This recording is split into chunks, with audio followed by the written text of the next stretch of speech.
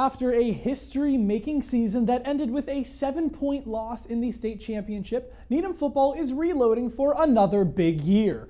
But it will not be easy for the 2025 Rockets, as over 20 seniors from last year's team graduated in May. We caught up with head coach Doug Kopsko, as well as members of the Leadership Council during Media Days this summer, to hear how they are getting ready for the season. With kickoff just over a week away, here's the first look at the 2025 squad. Last season, Needham Football finished with a 12-1 record, falling to Xaverian in the Super Bowl at Gillette Stadium by just 7 points. Arguably the best season in program history, they set the bar high for the 2025 squad, who has been preparing for the upcoming season. My expectations are the same as last year. We had a really good year last year, but I don't want it to end there. I want to keep building and keep getting better. Expectations are definitely high. We have to live up to last season. Again, obviously lost a bunch of kids, but still the same team. So expectations are high. I believe we're going to work well together and be able to fill that role. But this year's team will look much different. The Rockets graduated 28 seniors in the spring, 20 of whom were starters on last year's team. People are going to be surprised. I think they're probably underestimating us just because everyone knows we're losing like 20 out of 22 starters. They think we're going to be some really young team who doesn't have it in them. But I think we've been doing really good at our recent preseason camps, our 7v7 tournaments.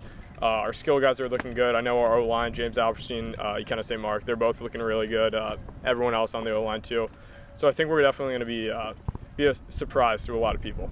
We have two guys coming back with extensive starting experience, James Alperstein and Caden McNamee. We have, Colin Mancino, who played extensively at fullback near the end of the year, so he again has some big game experience. But a lot of these guys, they were learning from, the tree, if you will, last year. Ikenna St. Mark is the type of guy where his character's just so high, it's almost out of control. He's always doing the right thing, always saying the right thing, just an exceptional leader, even when he wasn't a starter last year. These are selfless guys, and so you could go right down that leadership council to a person. They understand the mission, they understand the vision. The young or less experienced core leading the way for the Rockets this year learned a lot from last year's state runner-ups, especially new starting quarterback Tyler Langford. It was really great learning from guys. I think guys like Griff. I've been under him for 3 years now. I learned so much from Griff. And I learned so much from other great leaders we had in that team. I learned how to win, how to compete, and how to be a good team member and family member. The team has been putting in the work this off-season, focusing on getting better each day and building chemistry as a group. And inclement weather hasn't deterred them from those goals. I talked to him, about yesterday's practice. I thought yesterday's practice, in the rain no less, was our best day. It was very smooth. It was really, an opportunity for everyone to kind of start clicking and figuring out how to work together. And I thought they did an excellent job, especially under the circumstances. I think if you can keep it fun, the kids understand that, hey, we're playing a game. It's out in the rain. It's no different than when you're a little kid playing pickup in the backyard. And then you can start to figure out all the X's and O's. I think Kopsko's done a great job building a really good culture around our team that really strives to getting better every day.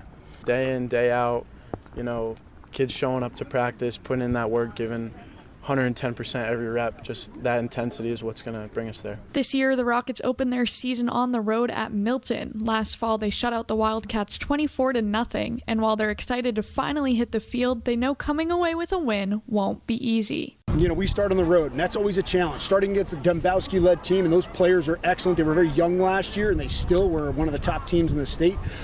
So we're very excited about that challenge. You don't want to start off in a situation where you're not being challenged and tested. We're going to be challenged and tested week one, and we're going to challenge and test them. And so we're very excited to see how we match up against one of the perennial powers in the Bay State. And our hope is that we can gel and make sure that we have a great game plan going in, but we're very excited about that opportunity. First game at Milton, we're going to come out hard. We're going to come out firing. We're going to hit hard, all that kind of stuff. Everyone's going to be balled up with excitement and energy from the whole offseason, waiting to get back out there. So it's going to be really fun. It's going to be awesome. I'm excited. Needham kicks off their season on September 5th with that game at Milton, looking to find their identity as a younger team and pick up their first win of 2025. For Needham Channel Sports, I'm Ashley Tobin.